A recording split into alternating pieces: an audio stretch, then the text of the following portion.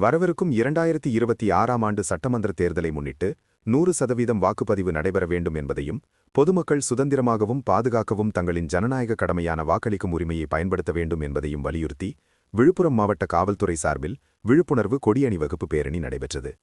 விழுப்புரம் மாவட்ட காவல் கண்காணிப்பாளர் பி. சரவணன் IPS அவர்களின் உத்தரவின்படி நேற்று நடைபெற்ற இந்த கொடியணி வகுப்பு விழுப்புரம் புதிய பேருந்து நிலையம் அருகிலுள்ள நகராட்சி திடல் மைதானத்திலிருந்து தொடங்கி முக்கிய சாலைகள் வழியாக சென்று விழுப்புரம் நகர காவல் நிலையம் வரை நடைபெற்றது. இந்த அணிவகுப்பில் விழுப்புரம் உட்கோட்ட உதவி காவல் கண்காணிப்பாளர் ரவீந்திரகுமார் குப்தா IPS, காவல் ஆய்வாளர்கள், உதவி ஆய்வாளர்கள், காவல் ஆழினர்கள் மற்றும் மத்திய பாதுகாப்பு படையினர் கலந்து கொண்டனர்.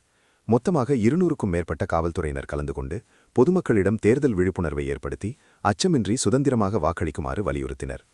மேலும் வரவிருக்கும் சட்டமன்ற தேர்தலை முன்னிட்டு பாதுகாப்பு ஏற்பாடுகளின் ஒரு பகுதியாக விழுப்புரம் மாவட்ட காவல்துறையினர் துணை இராணுவ படையினருடன் இணைந்து மாவட்டத்தின் பல்வேறு பகுதிகளில் கொடியணிவரப்பு நடத்தினர்.